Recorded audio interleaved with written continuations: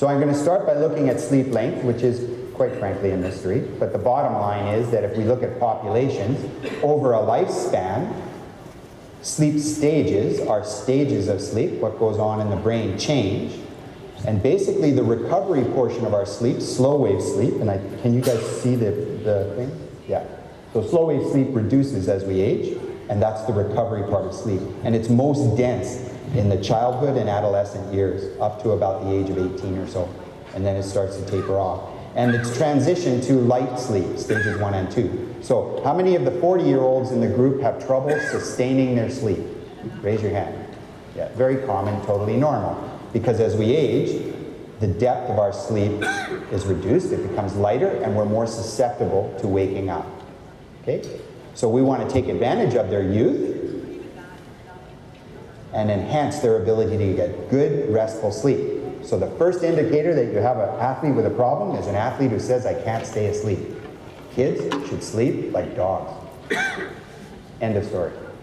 And if they don't, you need to sort of ask questions. Okay? So these slides are actually in the paper, and they just look at population estimates of length of sleep over time. So in other words, we look at large populations through the lifespan from 0 to 16 years of age, because those are critical years for you guys. Those are critical times for getting athletes moving through the cycles to a competitive time. And this is simply showing you that over time, our total sleep time reduces. That doesn't mean it is our requirement. It is our behavior. It's what we do. So there is still a question as to what we require. We don't know. We do believe that athletes require more sleep. And it all hovers around, in the teen years, sort of that 8 to 10 hour window. It ain't 6 or 7, especially in an athlete. Okay? So this is a good slide to look at, but keep in mind I want to make the point in the book that that is not recommended, that is what we see in a population. Our research is to look at what do these athletes really need, and it will take us years to accumulate enough data to begin to say things confidently. Okay? So the sleep requirement is truly based on training demands and the individual. So some people are quite capable of tolerating short sleep and functioning well.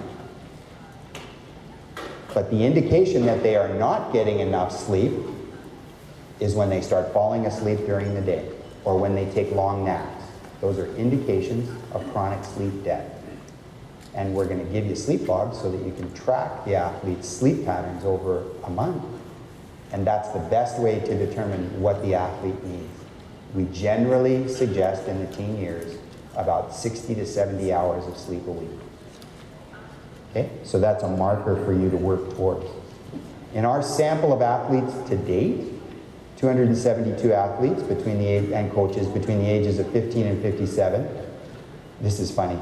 So guess who got 4.5 hours of sleep a night? Right. That's not good.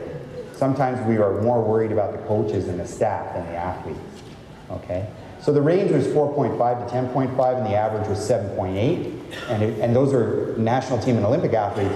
We think that that average probably needs to be higher because of the training that they're doing and the requirement.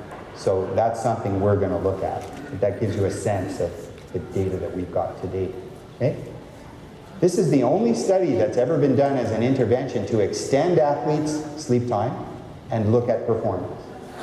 Although there was no control group in this study, it's the study you hear about most from Stanford, intercollegiate athletes that Sherry Ma has done over a period of many years. Small numbers of athletes on teams like basketball, football, etc. But the fact is that performance with hard measures, shooting, those kinds of things, and performance in tasks and drills improve by simply giving the athletes the opportunity to sleep 10 hours a night. Just more sleep produced better results. So we believe that athletes need way more sleep than they're actually getting. The sleep log is available. It's in the booklet. You can download it off the website, our website, and whatnot. And I suspect, do you have a website, Along Sport for Life? Could they download the log off the website? Yeah. So getting the log gives you something simple with paper and a pen, and they just mark it in. The instructions are there, and you're just basically looking at a pattern. It's all about routine. Number one thing with kids, routine, routine, routine, routine. Maintaining a routine is critical. And it might include naps, but it should be routine, not random, especially if you're training. Especially if you're training. The brain likes routine. Okay? So we're strong advocates of strategically timed naps, not random, ridiculous naps. Okay? So who's ever had a nap and woke up and felt worse? Raise your hand. Okay. That's not what we want our athletes to do. And I've been quoted as being the sort of antichrist in hockey because I don't believe in the pregame nap. I think it's terrible. They did a whole thing in the Globe and Mail last year in the sports section on my view of naps in hockey, and of course it raised all kinds of fuss. But the fact is, the 4 or 3 hour nap prior to a hockey game is ridiculous, or competing. What does that tell you about the athlete if they can sleep 3 or 4 hours before a hockey game? They're sleep deprived. And that's not good. End of story. Adaptive naps are 30 minutes, timed at the circadian low between 2 and 4 p.m., if you can do it. Okay? And it's close your eyes, relax. If you sleep, you sleep. If you don't, you don't. It doesn't matter. In 30 minutes, you're out. And training athletes to nap is a very important exercise, especially if they're good and they end up traveling extensively as they get better. Learning to nap at a young age is important. Okay? So naps resolve through childhood, but then reintroducing the nap as the kids don't get enough sleep when they're in sort of grade 6 and 7 and whatnot is very valuable. Okay? But again, consistency is the key. Okay? So we believe that there's a discrepancy between the behavior of the athletes, what they get, how much sleep, what emphasis they put on sleep, and what they need. So the napping becomes important, and giving you the metric of 60 to 70 hours a week, trying to get close to that. If you just do the sleep logs in your 15-year-old athletes and start looking at 40, 45, and 50 hours a week, you'll be shocked at how little sleep they're getting. It's astounding. And that has an impact. So the sleep logs are easy and useful. I'm going to show you a more sophisticated way to do that. That's not necessary, but we do with the athletes when we're doing the research. So at the end of the day, again, the big ticket items are, in active start, you want to make sure the parents understand to establish routine. And you guys know this, that a lot of these families with 14 kids playing hockey and figure skating and freaking piano and all that stuff, right? There's no routine. There's no routine at all. And if there's one thing you could do to help these people understand, it's that routine is key. Establishing routine, as difficult as it is, I understand that. But I have to see these parents with their kids and go, okay, what do you want? You want to be an Olympian? You got to quit university. It's as simple as that. Because you don't have enough time to do everything you're doing and recover. And they don't like hearing that. But it's a fact. There aren't 28 hours in a day. There's only 24, and as far as I know, that ain't changing in the near future.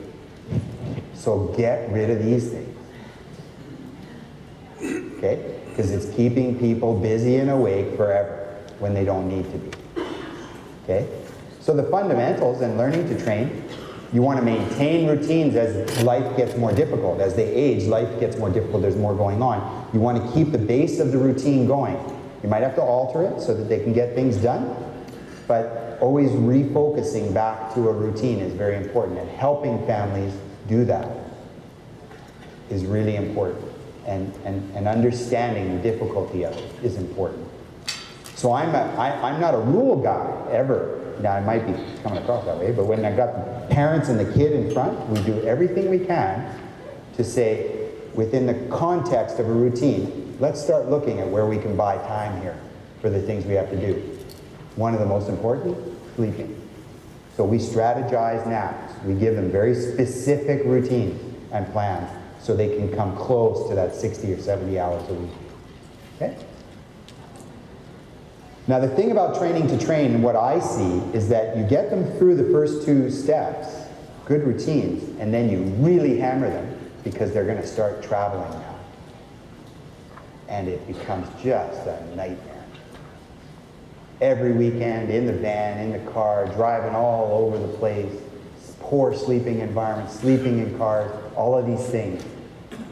So you want to have good, solid routines at the point where you get one of the biggest stressors, which is introducing travel. And we know that travel has a huge effect on the athletes and the people looking after them. Okay? Training to win, what happens there is they often get support. So their life, the external factors can be, and demands can be reduced in some, or increased in others who continue to go to university or work. So it depends on the athlete.